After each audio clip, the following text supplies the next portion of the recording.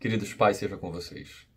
Eu quero convidá-los a meditar comigo nessa oportunidade, numa verdade que nos é entregue na profecia de Daniel, capítulo 6, versículo 10, que assim declara: Daniel, pois, quando soube que a escritura estava assinada, entrou em sua casa e, em cima, no seu quarto, onde havia janelas abertas do lado de Jerusalém, 3 vezes por dia, se punha de joelhos e orava e dava graças diante do seu Deus, como costumava fazer. Os dias de confinamento eles avançam e algumas dificuldades se agravam. Por conta disso, muitos de nós têm tido dificuldade em manter uma vida constante de adoração a Deus, em todos os aspectos. E eu quero convidá-los nesse sentido a pensar no que acontecia com Daniel no contexto do texto que lemos.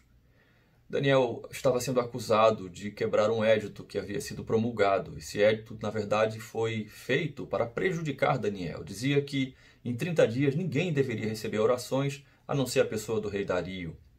Daniel, entretanto, continua com a sua fé e continua fazendo aquilo que costumava fazer, buscando ao Senhor. E então, em meio a essa grave ameaça de morte, Daniel havia sido acusado e ameaçado de ser lançado na cova dos leões. Daniel está diante de um dilema.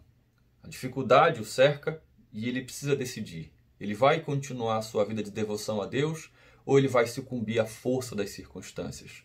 O versículo declara que Daniel ele faz aquilo que ele costumava fazer. Com base na instrução em que recebera na infância, boa parte dessa instrução vinda dos Salmos, ele vai para o seu quarto, ele vai para o seu lugar secreto de adoração a Deus. Ele se volta para Jerusalém, que é símbolo da promessa de Deus para com o seu povo, da aliança que ele tem com o seu povo.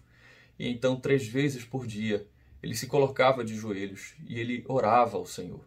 Ele não levava em consideração toda a sanção que haveria sobre ele por conta daquele édito injusto, maldito, ímpio, e ele continuava fazendo aquilo que ele costumava fazer. O que isso fala ao nosso coração, meus irmãos, nesses dias? Seguramente as circunstâncias estão nos cercando e há perigo de morte lá fora. Seguramente essas circunstâncias, elas militam contra a nossa fé e querem fazer com que eu e você sucumbamos a essas circunstâncias e deixemos de fazer aquilo que nós devemos fazer. Mas a grande questão é que muitos crentes têm tido dificuldades em suas devoções a Deus porque não era prática, não é constante de sua vida essa vida de devoção a Deus. Daniel ele continua fazendo devoções ao Senhor porque essa era a sua vida.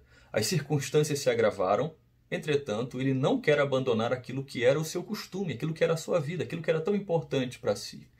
Então, talvez aqueles que têm uma vida de fato piedosa diante de Deus, quando eu me refiro à piedade, eu não me refiro à perfeição, eu me refiro a uma vida de busca, a uma vida de reconhecimento da grandeza de Deus. Talvez essas pessoas estejam enfrentando menos dificuldades. Não significa dizer que não estão sendo desafiadas. Mas se você tem tido dificuldade na sua vida de devoção a Deus, eu quero encorajá-lo, eu quero dizer que é um momento propício de nos humilharmos diante de Deus. Temos ouvido muito sobre isso.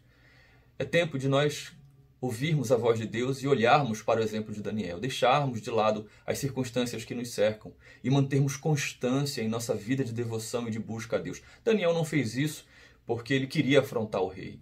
Ele fez isso porque isso era a coisa mais importante de sua vida, porque ele também tinha aliança com o seu Deus e ele não queria com que nada atrapalhasse isso, que nada rompesse isso. Isso era mais importante inclusive do que a sua própria vida. Deus então aplica a sua palavra aos nossos corações, que meditemos nisso, que coloquemos Deus, a nossa busca e devoção a Ele acima de todas as coisas e que Ele possa abençoar profundamente a mim e a você.